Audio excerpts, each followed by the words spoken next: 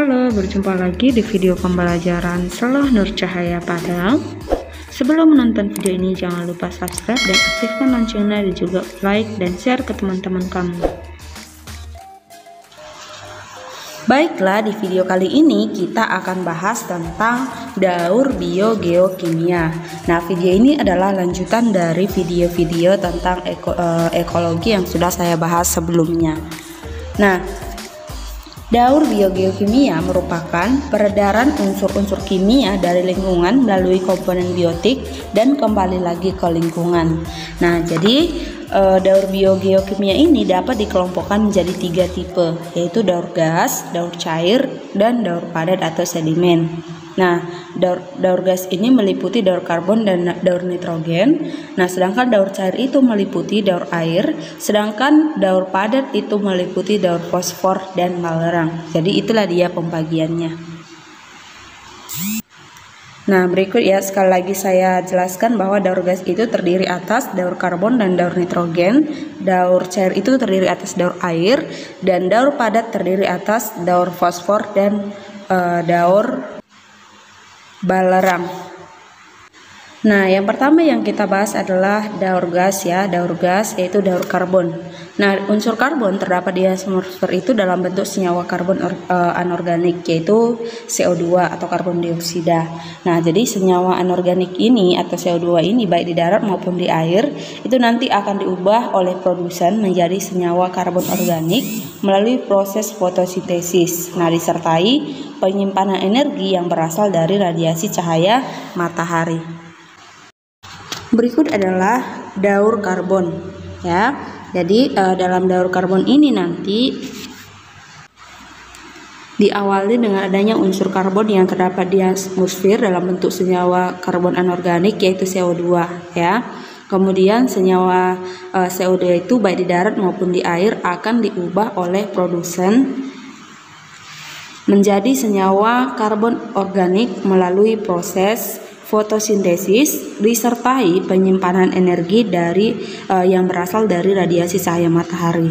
Nah, jadi energi yang disimpan di dalam tubuh produsen bersama dengan senyawa karbon organik itu disebut sebagai energi biokimia.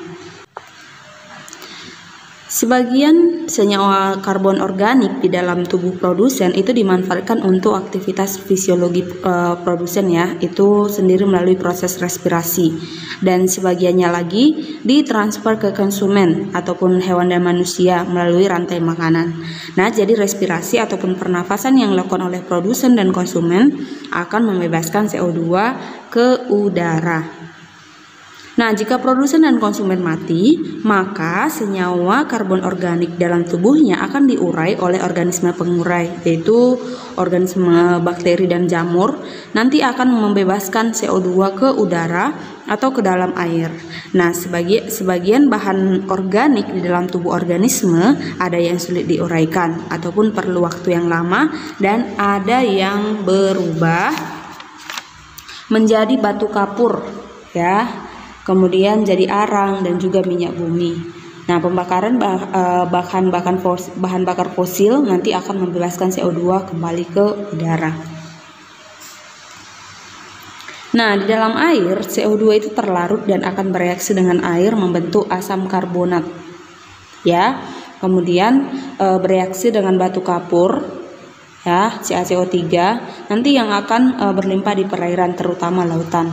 Nanti itu akan membentuk ion bikarbonat dan karbonat. Nah, ion bikarbonat ini merupakan sumber CO2 bagi organisme perairan ya. Jadi organisme moluska bercangkang nanti akan membuat bahan cangkang kalsium karbonat dengan memanfaatkan kalsium dan CO2 yang terlarut dalam air.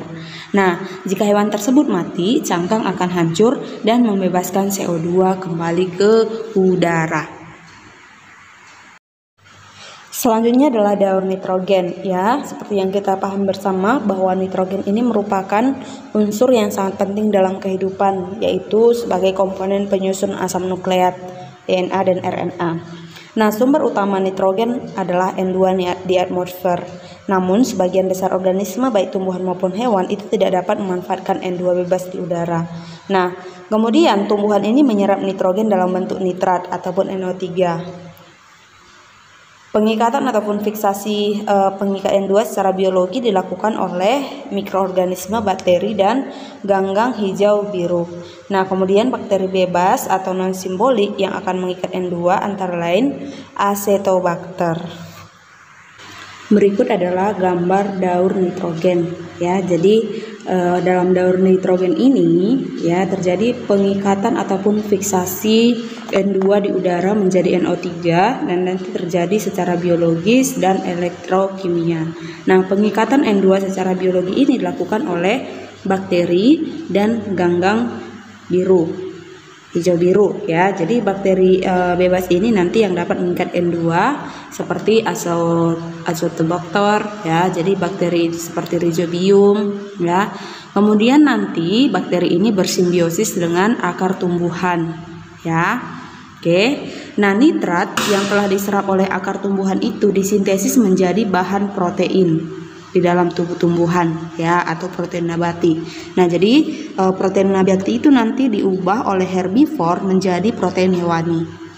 Nah, jika tumbuhan dan hewan mati, maka protein nabati dan hewani serta kotorannya diurai menjadi amonia ya, atau NH3 dan asam amino oleh jamur pelapuk dan bakteri. Nah, jadi penguraian dari protein menjadi asam amino dan amonia itu disebut sebagai amonifikasi ya.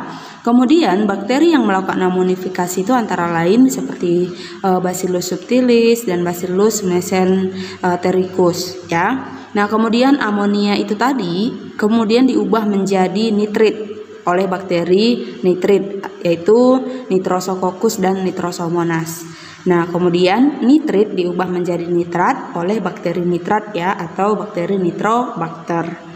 Nah, selain diserap oleh akar tumbuhan, nitrat juga mengalami denitrifikasi oleh bakteri dan sebagian menumpuk dalam bentuk endapan. Jadi denitrifikasi ini merupakan pengubahan nitrat menjadi gas nitrogen yang akan dibebaskan kembali ke udara. Selanjutnya, bakteri yang berperan dalam denitrifikasi itu yaitu Pseudomonas denitrificans dan Micrococcus. Selanjutnya, pengikatan nitrogen di udara secara elektrokimia itu kan memerlukan energi dari halilintar. Nah, jadi dengan energi dari halilintar, nitrogen akan berikatan. Nitrogen dioksida ini kemudian bereaksi dengan air dan membentuk nitrat yang akan diserap oleh akar tumbuhan. Kemudian mengalami denitrifikasi atau menumpuk pada endapan. Selanjutnya kita akan bahas daur air.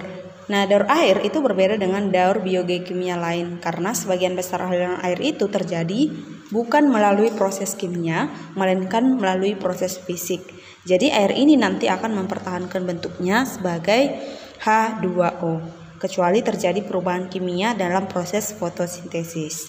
Nah, seperti yang kita ketahui bersama juga ya, sumber air di alam itu yaitu lautan, danau, rawa, waduk, dan sungai. Di dalam tubuh makhluk hidup, air ini berperan sebagai pelarut. Kemudian berfungsi untuk mentransfer zat makanan dan zat sisa metabolisme, mengatur tekanan osmotik sel, mengatur suhu tubuh, dan media berbagai reaksi kimia di dalam tubuh.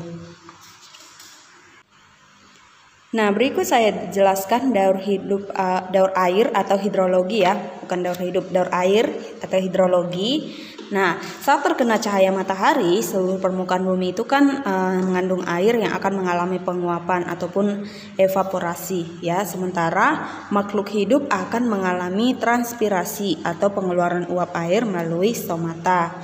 Nah, uap air itu akan naik ke lapisan atmosfer membentuk awan. Awan kemudian berpendah karena perbedaan suhu udara dan terbawa oleh angin. Saat terpapar udara dingin, maka awan akan mengalami kondensasi menjadi tetes-tetes air dan akan jatuh ke permukaan bumi dalam bentuk hujan. Ya, jadi air hujan ini nanti akan masuk ke dalam tanah secara vertikal melalui infiltrasi. Infiltrasi air hujan pada daerah yang bervegetasi atau tumbuh-tumbuhan lebih besar jika dibandingkan dengan daerah yang tidak bervegetasi karena vegetasi menghasilkan serasah. Serasa itu merupakan tumpukan dedaunan kering ya, nanti akan meningkatkan porositas tanah Nah, setelah terjadi infiltrasi, air akan terus bergerak ke bawah karena pengaruh gravitasi bumi. Nah, itu disebut sebagai peristiwa perkolasi. Nah, sebagian air tanah itu diserap oleh tumbuhan untuk fotosintesis. Nah, kemudian air dalam bentuk mata air, sumur, danau, dan sungai itu dimanfaatkan oleh hewan maupun manusia untuk menunjang kehidupan. Air sungai akan mengalir ke tempat yang lebih rendah dan akhirnya menuju ke laut. Nah, kemudian dalam lautan, laju evaporasi lebih tinggi daripada presipitasi. Nah, sebaliknya di daratan, laju presipitasi lebih tinggi daripada evaporasi dan transpirasi. Oke, sekarang kita lanjut daur fosfor ya. Fosfor di alam itu berasal dari pelapukan batuan mineral ya atau batuan fosfat dan penguraian bahan organik misalnya kotoran ternak atau hewan laut oleh dekomposer ataupun pengurai. Fosfor itu diserap oleh tumbuhan dalam bentuk fosfat organik ya. Meskipun jumlah fosfor di alam sangat banyak, tetapi persediaannya juga untuk tumbuhan sangat terbatas. Kenapa? Karena sebagian besar terikat secara kimia oleh unsur lain dan sukar larut di dalam air. Nah, itulah alasannya para petani memberikan pupuk fosfat untuk tanaman pertaniannya. Nah, pupuk fosfat ini dibuat dari bahan baku berupa batu-batuan fosfat yang tersedia di alam. Fosfor di dalam tubuh makhluk hidup itu berfungsi untuk menyimpan dan memindahkan energi dalam bentuk ATP, membentuk asam nukleat, dan membantu proses respirasi maupun asimilasi. Di sini saya akan jelaskan ya daur fosfor ya. Tadi kan sudah saya jelaskan bahwa fosfor dalam tubuh makhluk hidup itu untuk berfungsi menyimpan dan memindahkan energi ya. Jadi melalui rantai makanan fosfor dari tumbuhan itu masuk ke dalam tubuh hewan.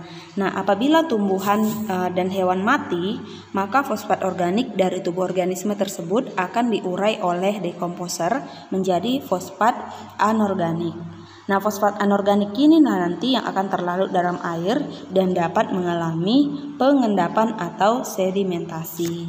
Nah, kemudian di laut itu sebagai batu karang atau fosil ya. Jadi dia nanti yang terlarut dalam air itu mengalami pengendapan di laut sebagai batu karang atau fosil. Kemudian batu karang ataupun fosil itu dapat terkikis kembali dan akan membentuk fosfat anorganik yang terlarut dalam air atau diambil melalui kegiatan penambangan. Selanjutnya daur balerang atau sulfur ya. Nah, balerang ini terdapat di atmosfer dalam bentuk sulfur dioksida atau SO2 nanti yang akan berasal dari aktivitas vulkanis misalnya gunung berapi ya, pembakaran bahan fosil, asap kendaraan bermotor, dan asap pabrik. Nah, belerang ini juga terdapat dalam bentuk hidrogen sulfida atau H2S nanti yang akan dilepas dari proses pembusukan bahan organik di dalam tanah dan air yang dilakukan oleh mikroorganisme seperti bakteri dan jamur pengurai. Nah, organisme pengurai nanti yang akan merombak bahan organik ataupun protein dan melepaskan H2S ya. Nah, kemudian selanjutnya nanti akan mengalami oksidasi di atmosfer membentuk sulfat. Nah, gas sulfat nanti bersama-sama dengan presipitasi atau curah hujan masuk ke dalam tanah. Nah, jika kandungan gas sulfat di udara terlalu tinggi, presipitasi yang dihasilkan akan sangat asam, dikenal dengan hujan asam. H2S di dalam tanah juga dapat mengalami oksidasi dan menghasilkan elemen sulfur. Nah, sulfur ini kemudian teroksidasi menjadi sulfat dan bakteri ya, seperti bakteri Thiobacillus denitrificans dan Thiobacillus thiooxidans. Nah, sulfat dalam tanah dapat mereduksi kembali menjadi H2S oleh bakteri ya. Nah, kemudian balerang dalam tanah terdapat dalam bentuk sulfat, sulfida, dan belerang anorganik. Nah, akan tetapi tumbuhan menyerap balerang dalam bentuk anion sulfat atau SO4 ya dari dalam tanah.